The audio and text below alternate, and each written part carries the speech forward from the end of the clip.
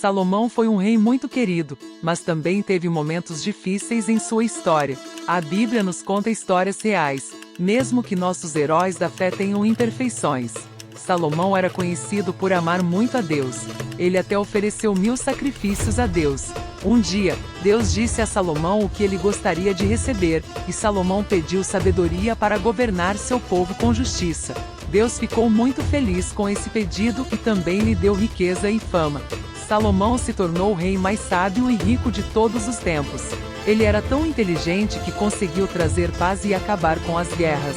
Salomão também declarou seu amor a Deus seguindo as instruções de seu pai, Davi. Salomão escreveu livros famosos da Bíblia, como Provérbios, Eclesiastes e Cântico dos Cânticos, que estão escritos cheios de sabedoria. As pessoas vinham de longe para ouvir seus conselhos. No entanto, Salomão teve um problema. Ele se casou com muitas mulheres de lugares diferentes, e algumas delas o levaram a adorar outros deuses, o que não agradou a Deus.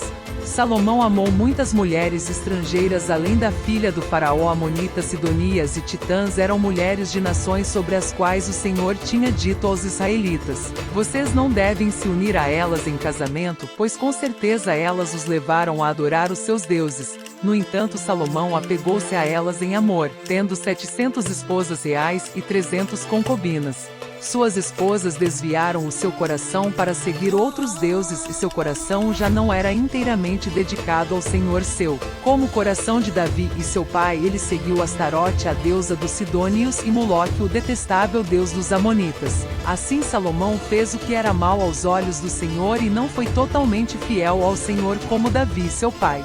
Salomão construiu um lugar alto para que os abominável divindade de Moabe, e para Moloque o abominável deus dos Amonitas, também para as Amonitas ele fez o mesmo, acompanhando suas esposas estrangeiras que queimavam incenso e ofereciam sacrifícios a seus deuses. O Senhor ficou irado com Salomão, pois seu coração havia se desviado do Senhor, o Deus de Israel, que lhe aparecerá duas. Embora o Senhor tivesse proibido Salomão de seguir outros deuses, ele não obedeceu ao comando do Senhor. Então o Senhor disse a Salomão: já que essa é a sua atitude, e você não manteve a minha aliança.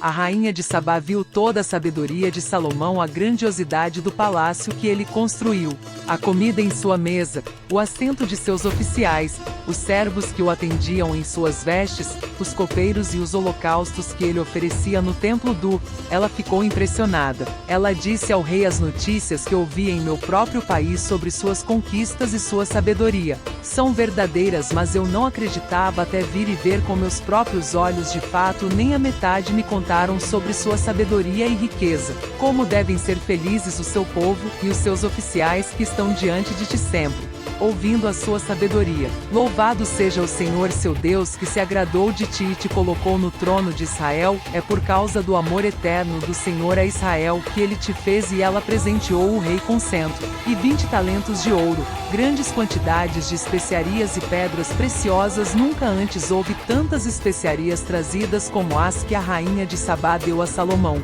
Os navios de Irão trouxeram ouro de Ofir, e de lá trouxeram carregamentos abundantes de madeira de almogi e pedras preciosas. O rei utilizou a madeira de almogi para fazer sustentáculos para o templo do Senhor e para o palácio real, além de fazer harpas e alaúdes para os músicos. Desde então nunca mais se viu tanta madeira de amorim importada. O rei Salomão satisfez todos os desejos e pedidos da rainha de Sabá, além do que já havia dado generosamente de sua realeza. Então ela partiu, retornando com sua comitiva para seu próprio país. O peso do ouro que Salomão recebia anualmente era de 666 talentos, sem contar as receitas dos mercadores, comerciantes e de todos os reis árabes e governadores dos territórios.